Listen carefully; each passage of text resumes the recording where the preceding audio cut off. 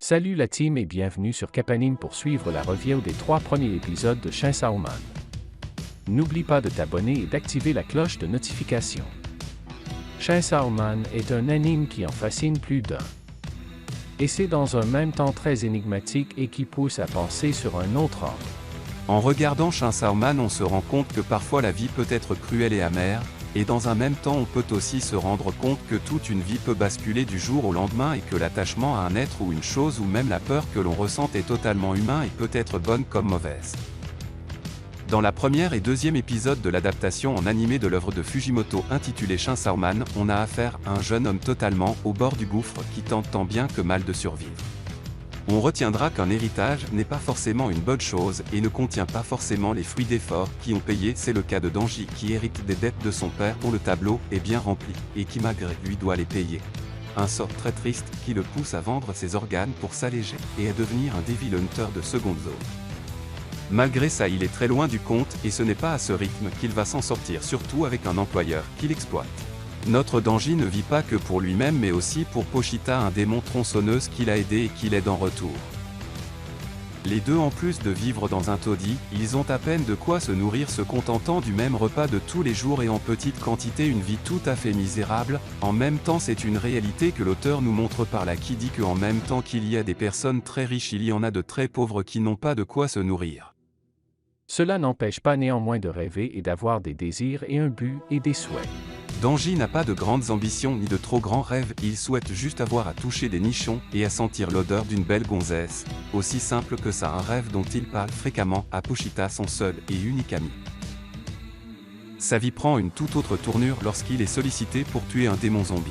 En parlant des démons dans l'univers Chainsaw Man, on retient qu'ils naissent de la peur humaine, et donc c'est la peur d'une chose qui les fait se matérialiser, et plus la peur est grande, plus le démon est puissant, ce qui nous donne par exemple le démon zombie, ou le démon tomate. Ainsi de suite, donc on aura plein de démons avec des noms allant dans le même sens. Enfin, ça permet déjà à l'auteur de ne pas trop se gêner pour le nom des démons. Les démons ont aussi la capacité de prendre possession des cadavres, et dans ce cas ils sont appelés omnidémons. Ce qui a été le cas de l'employeur de Danji.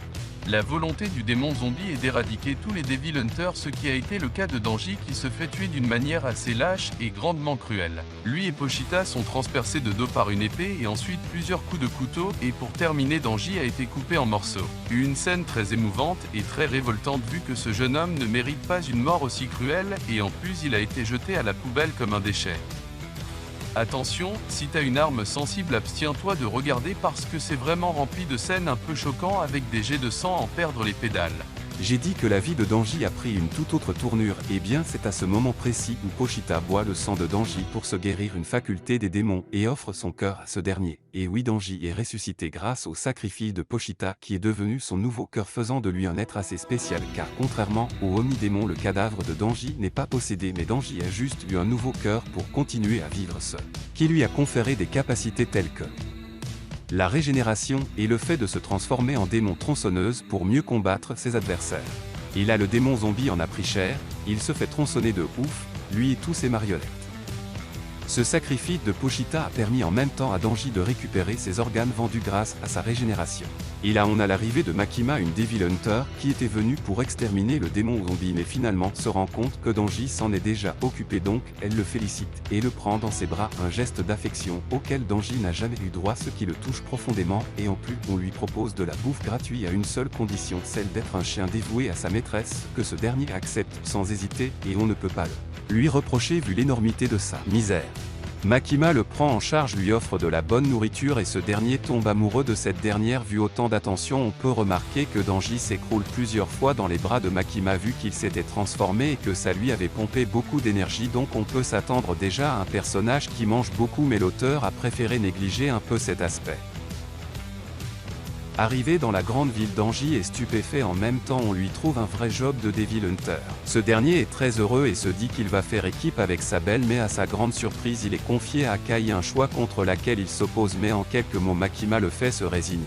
Akai ne le porte pas dans son cœur puisque lors de leur patrouille ce dernier le passe à tabac en lui montrant sa supériorité et en sous-estimant Danji. Bien évidemment ce dernier ne se laisse pas faire et lui frappe les boules et lui fait un petit résumé de ce qu'il a déjà obtenu après sa rencontre avec Makima. Makima comprend très vite ce qui s'est passé entre les deux lorsqu'elle les voit.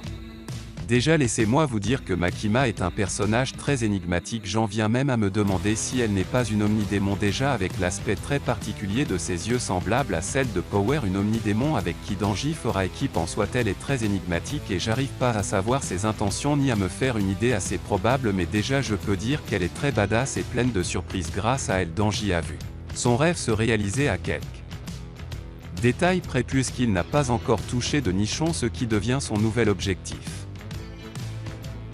Power est quelqu'un déjà de très bruyant et qui n'a pas connaissance du mot silence. Elle est aussi spéciale puisqu'elle se maîtrise et se bat grâce à des âmes qu'elle matérialise grâce à son sang, ce qui étonne déjà Danji.